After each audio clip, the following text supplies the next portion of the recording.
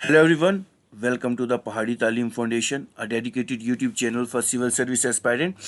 So आज के lecture में हम आपके साथ डिस्कस करने वाले हैं इंटरिम यूनियन बजट ऑफ 2024-25 और इस लेक्चर में हम आपके साथ जितने भी इंटरिम यूनियन बजट के की फीचर्स हैं या जिसको हाइलाइट्स कहते हैं वो सब की सब आपके साथ डिस्कस करेंगे ताकि जो भी क्वेश्चन अगर आपका इंटरिम यूनियन बजट में से आए वो आप वहाँ पे आप करेक्ट मार्क करके आए। जितने भी नए व्यूवर्स हमारे चैनल पे हैं वो हमारे चैनल को सब्सक्राइब कर दें और बेल आइकन को प्रेस करें ताकि नेक्स्ट वीडियो लेक्चर की नोटिफिकेशन आपके पास पहुंच सके। So without wasting time let's start our lecture. So the first slide पे अगर हम आपसे बात करें, हम डिस्कस करें आपके साथ, तो सबसे पहले अगर देखें जो बजट है, ये जो बजट की बात करें ये इंटरिम यूनियन बजट है जो कि 2024-2025 का है। अगर सबसे पहले हम देखें जो वर्ड है बजट, जो वर्ड बजट है that is drive from the French word, एक फ्रेंच वर्ड से निकला है जिसका मतलब क्या होता है, जिसका मतलब होता है बोगोटी। इसका मतलब क्या होता है, बोगोटी मीन्स लेदर बैग, इसको हम क्या कहेंगे, लेदर बैग। जो बजट होता है, अगर हम जनरल बजट की बात करें तो वो आर्टिकल 112 में जो हमारे इंडियन कॉन्स्टिट्यूशन है उसमें मेंशन किया गया है। ये क्वेश्चन ऐसे भी पूछ सकते हैं। उसके बाद अगर देखें हम ये जनरल बजट की बात कर रहे हैं, 112 आर्टिकल में मेंशन किया है। उसके बाद अगर हम फर्स्ट बजट की बात करें, जो हमारा फर्स्ट बजट था वो कब प्रेजेंट हुआ था, that was presented on 26 of November 1946। और ये किन्हों ने सबसे पहले प्रेजेंट किया था, तो के शान मुखम चेट्टी जी ने ये सबसे पहला जो बजट था वो प्रेजेंट किया था। ठीक, उसके बाद अगर हम बात करें इंटरिम बजट की, इंटरिम यूनियन बजट। ये जो इंटरिम यूनियन बजट है, एक तो क्वेश्चन ये बन सकता है कब प्रेजेंट किया था, तो ये 1 फेब 2024 को प्रेजेंट किया था। किन्होंने किया था, हमारी जो फाइनेंस मिनिस्टर हैं श्रीमती निर्मला सीतारामन जी के द्वारा जो है इंटरिम यूनियन बजट जो है वो प्रेजेंट किया गया है। देखो जनरल बजट जो हमारा होता है, जो हमारा एक होता है हमारा जनरल बजट, एक होता है हमारा इंटरिम बजट, ठीक है ना। अब जनरल बजट में क्या होता है, अगर देखें the general budget is an account of income and expenditure of government in a financial year, ठीक है ना, उसको कहते हैं हम क्या, जनरल बजट। तो अगर हम इंटरिम बजट की बात करें तो इंटरिम बजट में क्या होता है, इंटरिम बजट की अगर बात करें तो interim budget that contains detail of government expenditure and revenue, expenditure और रेवेन्यू की डिटेल जो है वो रखता है for a short period of time. ये याद रखना है, जो इंटरिम बजट है that contain the detail of government expenditure and revenue for a short period of time until a new government is form. जब तक एक नई गवर्नमेंट बन के नहीं आती तब तक एक बजट दिया जाता है शॉर्ट टर्म के लिए, जिसको हम क्या कहते हैं, इंटरिम बजट। क्योंकि अभी देखो इलेक्शन तो हुए नहीं, इलेक्शन आने वाले हैं, जैसे ही न्यू गवर्नमेंट बनेगी तब उससे पहले एक बजट दिया जाता है जिसको हम इंटरिम बजट कहते हैं। और ये जो होता है ना, इलेक्शन से पहले होगा, इलेक्शन से पहले हुआ हमारा 1 फेब को, तो इसको क्या कहेंगे, ये एक टेम्परेरी प्रोविजन होता है जब तक क्या होता है पूरा फुल बजट नहीं आता। तो इसको हम क्या कहते हैं, एक टेम्परेरी बजट को हम इसको कहते हैं जब तक फुल बजट ना आए, ठीक है ना। कुछ की फीचर्स हैं, कुछ की पॉइंट हैं, वो भी हम आपके साथ डिस्कस करते हैं। सबसे पहले अगर हम बात करें गवर्नमेंट फोर फोकस एरिया, इनके जो 4 फोकस एरिया थे वो कौन से, एक तो था कि वेलफेयर ऑफ यूथ का था, दूसरा वीमेंस के ऊपर था, तीसरा फार्मर और चौथा पोर के ऊपर था। ये जो 4 फोकस एरिया है ना, ये बहुत इंपॉर्टेंट है, आपके एग्जामिनेशन में आ सकते हैं, ठीक है ना। तो ये जो गवर्नमेंट 4 फोकस एरिया थे, एक हमारे वेलफेयर ऑफ यूथ, जितने भी यूथ से उनकी वेलफेयर करनी है, उसके बाद वीमेंस के ऊपर था, फार्मर्स के ऊपर था और पोर के ऊपर था। फिर इसके बीच कुछ ऐसे पॉइंट्स हैं जो आपके आपके जो भी एग्ज़ाम आने वाला है, वेटनरी फार्मासिस्ट का हो, चाहे फाइनेंस सब इंस्पेक्टर का हो, चाहे पटवारी हो, और जितने भी आगे आगे एग्ज़ाम आने वाले उनमें ये सब की पॉइंट बहुत इंपॉर्टेंट है, ठीक है ना। अगर हम जीडीपी की बात करें, ये कुछ ऐसे स्टैटिस्टिक्स हैं जो एग्ज़ाम में आ सकते हैं। अगर real GDP recorded a growth of 7.7% in the 2023-2024 में। ये जो रिकॉर्डेड जीडीपी ग्रोथ है ये हमको एक आनी चाहिए। उसके बाद अगर देखें हम इन Q1 द फाइनेंशियल ईयर, अगर Q1 फाइनेंशियल ईयर की फाइनेंशियल ईयर 2024 की बात करें, India's real GDP grew by 7.8%। ये भी आपको पता होना चाहिए, 7.8 ये ग्रो करेगी, ठीक। उसके बाद अगर क्वार्टर सेकंड की बात करें तो यहाँ पे क्या होगा, जीडीपी ग्रू बाय 7.6। अगर फर्स्ट क्वार्टर की बात करें तो 7.8 है, और अगर सेकंड क्वार्टर की बात करें जीडीपी ग्रोथ 7.6 होगा। ये चीज़ें पूछेंगे। उसके बाद अगर हम आगे देखें, हमारे पास आ जाएगा इन फाइनेंशियल ईयर 2023। ये मेन पॉइंट है जो आपके एग्जामिनेशन में आ सकते हैं। सो अगर फाइनेंशियल ईयर 2023 की बात करें तो जीडीपी ग्रू ईयर ओवर ईयर, तो ये 7.2% है, ये याद रखना। उसके बाद अगर एनएसओ की बात करें, according to NSO India's real GDP, अगर इंडियाज रियल जीडीपी ग्रोथ बात करें, India real GDP growth in the year 2023, तो इट इज सेम 7.3%। ये स्टेटिस्टिक्स आपको आने चाहिए, ठीक। नेक्स्ट हमारे पास आ जाए, अगर आईएमएफ की बात करें, अगर हम आईएमएफ की बात करें projection for Indian economy in the financial year, तो ये कितनी होगी 2024 की, तो ये 6.7% होगी, ठीक है ना। फिर उसके बाद नेक्स्ट पोर्शन पार्ट है हमारे पास फाइनेंशियल अनाउंसमेंट्स, क्या क्या अनाउंसमेंट्स हुई हैं, ठीक है ना।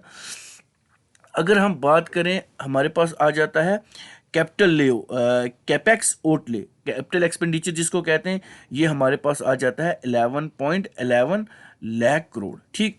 उसके बाद दूसरा पॉइंट, अगर कैपेक्स ओटले की बात करें, एट 3.4% ऑफ जीडीपी हुआ है, याद रखेंगे क्या, 3.4% ऑफ जीडीपी हुआ है। उसके बाद फाइनेंशियल ईयर 2024 का जो फिस्कल डेफिसिट है, क्या चीज़ है, फिस्कल डेफिसिट, याद रखेंगे ये चीज़ बहुत इंपॉर्टेंट है। Fiscal deficit target raised from, कहाँ से हुआ, 5.8% of real GDP to 5.9% of GDP हो गया, याद रखेंगे ये चीज़ भी बहुत इंपॉर्टेंट है। उसके बाद सीधा सीधा एग्जामिनर पूछेगा जी बताएं 5.1% फिजिकल डेफिसिट टारगेटेड 2025 तक ये टारगेट ही हुआ है, ठीक है ना, ये चीज़ आनी चाहिए। उसके बाद हमारे पास है government plan to reduce physical deficit. Government ने एक प्लान किया है कि वो जो फिजिकल डेफिसिट है उसको रिड्यूस करेंगे। कैसे रिड्यूस करेंगे, टू 4.5% इन 2025-26 में वो इतना इसको फिजिकल डेफिसिट को रिड्यूस करेंगे। नेक्स्ट पॉइंट है फाइनेंशियल ईयर 25 में जो ग्रॉस मार्केट बोरिंग टारगेट जो रहेगी वो कितनी रहेगी, 14.30 लाख करोड़ रहेगी, ये भी पॉइंट इंपॉर्टेंट है। उसके बाद net market borrowing seen at 11.75 lakh crore होगा। उसके बाद नेक्स्ट हमारे पास है revised expenditure for the financial year 2024। जो रिवाइज एक्सपेंडिचर है, जो खर्चे होते हैं वो कितने 44 एक्सपेंडिचर करेंगे जो वो 44.90 लाख होगा। ये स्टैटिस्टिक्स के कुछ आंकड़े हैं, ये आपको याद रखने ही रखने हैं। उसके बाद नेक्स्ट पॉइंट आ जाए टोटल रेवेन्यू रिसिप्ट। ये जो जितनी भी रेवेन्यू रिसिप्ट्स हैं हमारे पास जितनी भी रेवेन्यू रिसिप्ट्स हैं, टोटल रेवेन्यू रिसिप्ट्स अगर बात करें हम 24-25 की, estimated to be 30 lakh crore versus revised जो हमारा एस्टिमेटेड था जो कितना था 26.99 लाख। उसके बाद जो हमारी नॉमिनल जीडीपी ग्रोथ सीन कितनी होगी 10.5%। ये याद रखें, ये बहुत इंपॉर्टेंट पॉइंट है। जो हमारी नॉमिनल जीडीपी ग्रोथ रेट होगी वो कितनी होगी 10.5%। उसके बाद हमारे पास जो हमारी फूड सब्सिडीज़ हैं वो 2.12 लाख करोड़ होगी। उसके बाद फाइनेंशियल ईयर 2024 की अगर बात करें, डिस इन्वेस्टमेंट टारगेट कट होगा 3000 करोड़। उसके बाद फाइनेंशियल ईयर 2025 की बात करें, डिस इन्वेस्टमेंट टारगेट जो सेट होगा वो हमारा कितना 50,000 करोड़ होगा। ये भी बहुत इंपॉर्टेंट है। नेक्स्ट स्लाइड पे हम कुछ और चीज़ें डिस्कस कर लेते हैं। अब कुछ बात है डायरेक्ट और इनडायरेक्ट टैक्सेस की। अगर देखें, फाइनेंस मिनिस्टर श्री निर्मला सीतारामन जी ने प्रपोज किया है कि no change in the direct and indirect taxes included import. कोई भी जो टैक्स में है कोई चेंज नहीं आया है। फिर उसके बाद करेंगे same tax rate for direct and indirect retain. जो भी सेम टैक्स रेट था वो वही रिटेन हुआ जो पहला था, ठीक। उसके बाद हमारे पास आता है point tax break for startup. Tax break होगी जो स्टार्टअप्स होंगे। इन्वेस्टमेंट होगी हमारे पास made by the sovereign wealth fund हो गए एक्सटेंडेड टू, ये जो इन्वेस्टमेंट था फॉरेन सोवेरियन वेल्थ फंड की, वो हमारी 31 मार्च 2025 तक एक्सटेंड कर दी गई है। उसके बाद फोकस होगा on improving tax payer service. उसके बाद नेक्स्ट पॉइंट है tax reforms have widen the tax base in increase the tax collection, ये पॉइंट रहेगा। उसके बाद government to withdraw old dispute direct taxes demand of up to 25,000 till financial year 2009 and for RS 10,000 for 2010-11 फिर to 2014-15 से it will benefit 1 crore tax payer को ये benefit करेगा, ये याद रखना। उसके बाद FM also proposes finance ministry also proposes some tax benefit to the pension fund, उनको भी दिया जाएगा। Processing time of the tax return reducing the 93 day in the financial year 14 to 10, ठीक है ना, ये भी याद रखना है। उसके बाद नेक्स्ट पॉइंट जो डिस्कस किया tax base of GST more than double, जो वो डबल हो गया है। उसके बाद the number of tax filer swelled by 2.4 time direct taxes collection लेबल सिंस 2004। उसके बाद नेक्स्ट पॉइंट रहेगा tax received for 2024-25 are projected at 26.2 lakh crore. ये जितने भी स्टैटिस्टिक्स हैं ये आपने स्क्रीनशॉट लगा लें, इसको याद रखने ज़रूरी है। उसके बाद direct tax collection tripled in the last 10 year, जो डायरेक्ट टैक्स जो हुआ है वो 3 टाइम हुआ, ट्रिपल हो गया है। उसके बाद returning filing sweep to 2.4 time हुआ, ठीक है। उसके बाद आ जाती है बात किसकी, एग्रीकल्चर की, ठीक है ना। सो एग्रीकल्चर में क्या है, promote investment in post harvest activity by both private and public sector supporting. उसके बाद नेक्स्ट पॉइंट होगा क्या हुआ है, एग्रीकल्चर की बात करेंगे, इम्पावर डेयरी फार्मर, इनको इम्पावर किया गया है। उसके बाद more efforts to control foot and mouth disease, जितनी भी फुट एंड मोर डिजीज़ हैं, फुट एंड मोर डिजीज़ हैं उसको कंट्रोल किया गया है। उसके बाद एप्लीकेशन ऑफ नैनोडैप, याद रखेंगे ये वाली टर्म आपको देखने को मिलेगी, nano DAP to extend in all agro climatic zone में, ये पॉइंट आपको देखने को मिलेगा। उसके बाद नेक्स्ट पॉइंट है crop insurance has been given to 4 crore farmer under PM फिजिकल बीमा योजना के तहत उनको 4 करोड़ का जो है वो इंश्योरेंस मिलता है, ठीक है ना। उसके बाद 5 integrated aqua park to be set up, aqua park जो है वो सेटअप हुई हैं, aqua park to be set up. उसके बाद government to launch blue economy, याद रखें government to launch blue economy 2.0 promote aquaculture. अब ये एक्वा कल्चर के ऊपर अगर क्वेश्चन आएगा तो वो ब्लू इकोनॉमी के बारे में पूछेंगे। उसके बाद इम्प्लीमेंटेशन ऑफ प्रधानमंत्री मत्स्य संप्रदाय योजना, ये इम्प्लीमेंट की गई है to be stepped up to enhance aquaculture. अब ये पूछेंगे किसके लिए, तो एक्वाकल्चर प्रोडक्टिविटी के लिए है, double export and generate more jobs. उसके बाद direct financial assistance of 11.8 crore farmer under PM किसान योजना, इनको जो है वो डायरेक्ट जो है फाइनेंशियल असिस्टेंट 11.8 करोड़ की फार्मर्स को मिली है अंडर PM किसान योजना के तहत, ठीक है ना। नेक्स्ट पॉइंट आपकी स्क्रीन पे रहेगा। उसके बाद आ जाता है रेलवेज के ऊपर जो डिस्कस हुआ है पॉइंट, इनमें क्या हुआ, इन्होंने किया allocation of 2.55 crore lakh allocation train के लिए किया है, रेलवेज के लिए किया है। 3 मेजर इकोनॉमिक रेलवेज कॉरिडोर, 3 जो हैं वो रेलवेज कॉरिडोर की बात की गई है, ये भी याद रखने हैं, सीधा सीधा पूछ सकते हैं एग्जामिनेशन में। कॉरिडोर अंडर PM गति शक्ति टू इम्प्रूव, अंडर PM गति शक्ति योजना के है to improve the logistic efficiency and reduce cost. उसके बाद बात की गई है energy mineral and cement corridor की बात की गई है। उसके बाद पोर्ट कनेक्टिविटी कॉरिडोर की बात की गई है, ठीक है ना। उसके बाद बात की गई है D congested high traffic density corridor की बात की गई है। उसके बाद promotion of urban transformation via metro rail की बात की गई है और नमो भारत की बात की गई है, ये याद रखेंगे, नमो भारत, ये इंपॉर्टेंट चीज़ें हैं। उसके बाद की गई है 40,000 नॉर्मल जो ट्रेन बुगीज़ हैं to be converted to the high speed Vande Bharat 1, इनको किया जाएगा। ये इसका मेन पॉइंट है, ठीक है ना। उसके बाद अगर हाउसिंग की बात करें, तो हाउसिंग में किस किस चीज़ की बात करी गई है, तो हाउसिंग की बात करें तो अगर हाउसिंग की बात करें, new housing plan for middle class के लिए बात की गई है। उसके बाद 2 crore house to be built under PM Awas Yojana के तहत 2 करोड़ घर बनाए जाएंगे। उसके बाद प्रधानमंत्री Awas Yojana Gramin close to achieving 3 crore target, 3 crore houses additional 2 crore targeted for the next 5, मतलब 3 करोड़ जो घर बनाए थे उसका टारगेट अचीव किया कर लिया है, और जो 2 करोड़ टारगेटेड थे नेक्स्ट 5 ईयर के लिए उनको एडिशन किया गया है। उसके बाद रीन्यूएबल एनर्जी के बारे में बात की गई है, validity viability gap funding for wind energy की बात की गई है।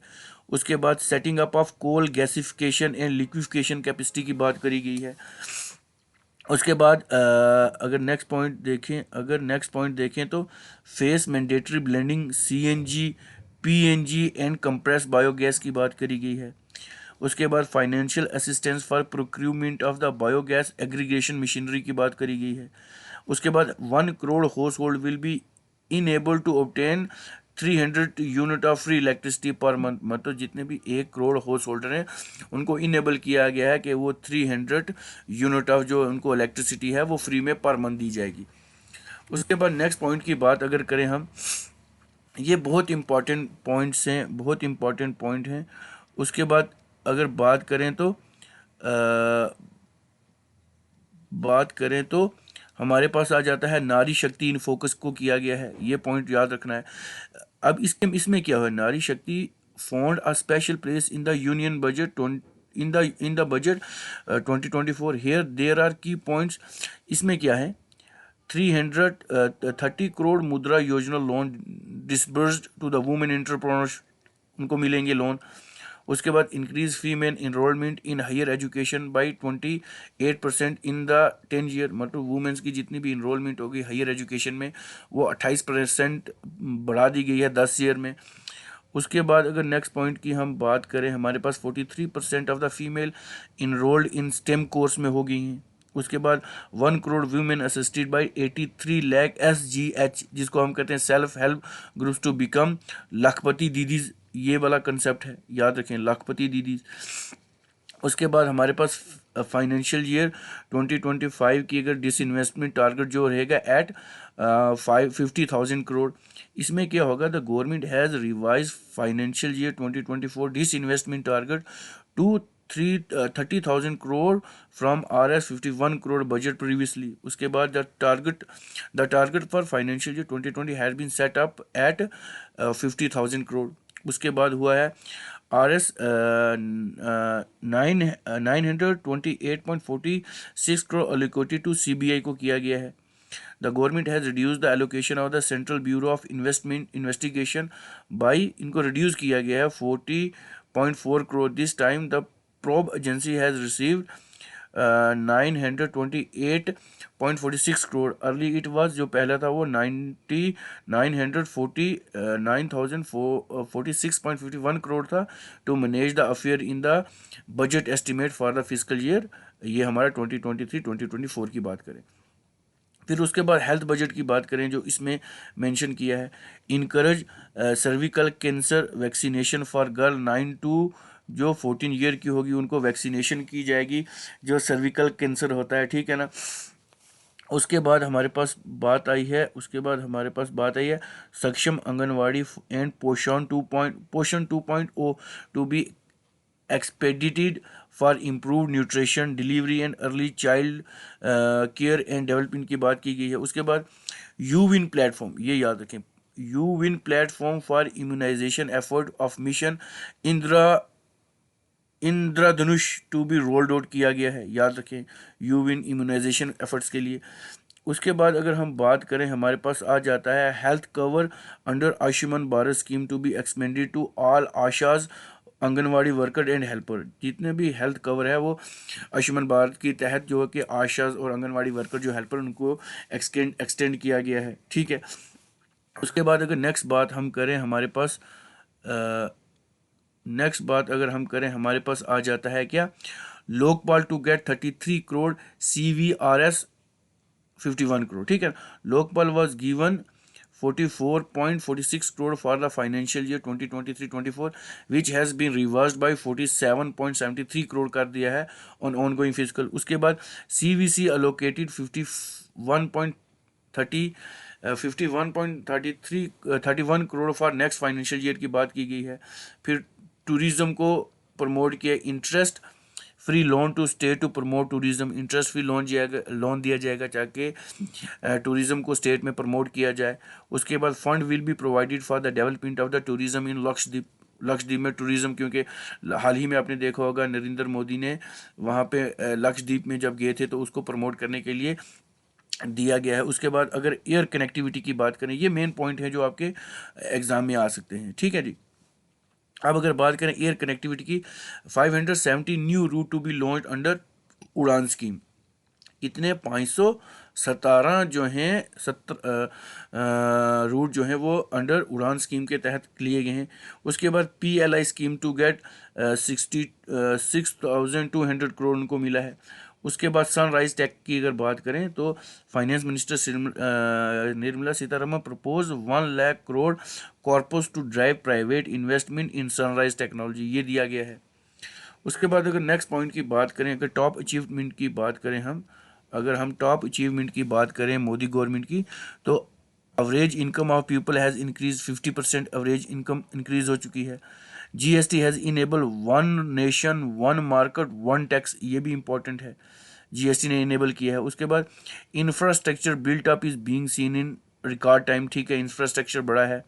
Direct transfer of 34 lakh crore using PM Jan Dhan Yojana has led to saving for the government के लिए है। उसके बाद inflation has been under check and has been within the policy band के तहत रखा गया है। उसके बाद PM Svanidhi scheme gave credit assistant of 78 lakh to the street vendor को दिया गया है।